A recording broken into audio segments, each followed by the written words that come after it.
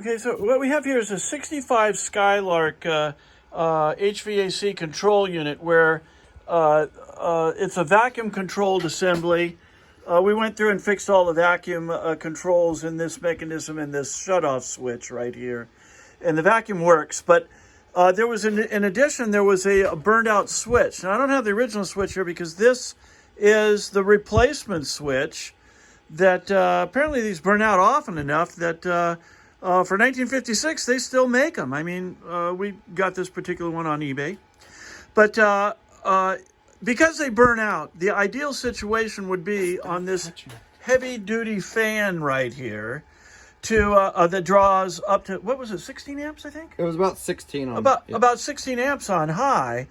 On a surge, that could be, 20, 25 amps on this poor little switch. No wonder they burn out. No wonder they still make them.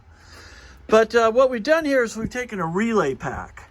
3 relays for 3 different speeds. Fast, or slow, medium, and fast. Now, these typically go through a nichrome wire resistor pack that to reduce the voltage to the motor and change its speeds. And this resistor normally sits in the airflow to keep it cool. So we can't run this too long, but we're going to give you an indication of how it works. So now all the fan load is taken up by the relays, and this switch only takes 1/10 of an amp to fire the relays. So this will make the switch last longer. It won't burn out anymore, and everything else will go great. So let's go ahead and run it. However, it's still going to show full amperage. Oh, yeah. Of course, it will show full amperage draw because the power supply is supplying power to the motor. It's only that the relays have reduced the amperage to the switch. So go ahead. Okay, here's low. Okay. Medium.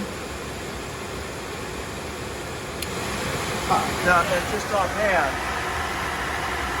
yeah, it's drawn a few amps, but at least it's going directly through the relays, which are designed to handle that. Okay, that's our story, and we're sticking to it.